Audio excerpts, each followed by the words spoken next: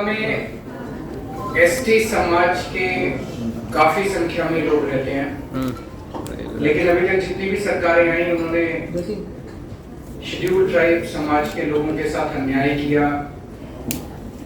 संविधान में और कानून में जितनी भी उनके पक्ष में बातें लिखी हुई हैं, जो उनको बेनिफिट्स मिलने चाहिए, उनके वेलफेयर की स्कीम्स होनी चाहिए, वो कॉन्स्टिट्यूशन के खिलाफ जाके कॉन्स्टिट्यूशन का वायलेशन रिपीटेड हुआ है, कानून का वायलेशन हुआ है।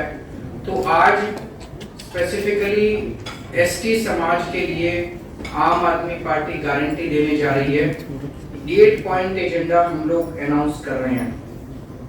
सबसे पहला है कि ट्राइबल सब प्लान के तहत जो भी सेंटर से और स्टेट से बजट आता है उसका रफली 12.5% ट्राइबल्स के ऊपर खर्च होना चाहिए। दैट अमाउंट्स टू रफली 2400 करोड़ रुपीस एवरी ईयर।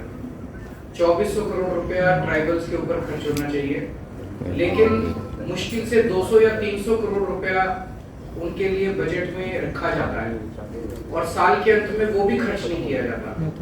इसी वजह से ट्राइबल एरियाज के अंदर इंफ्रास्ट्रक्चर का बहुत बुरा हाल है। सड़कें नहीं है, बिजली नहीं है, पानी नहीं है उन एरियाज के अंदर।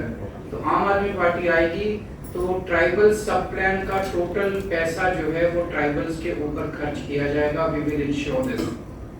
दूसरा, almost 3000 vacancies, almost 3000 posts which are reserved for ST people, they are lying vacant.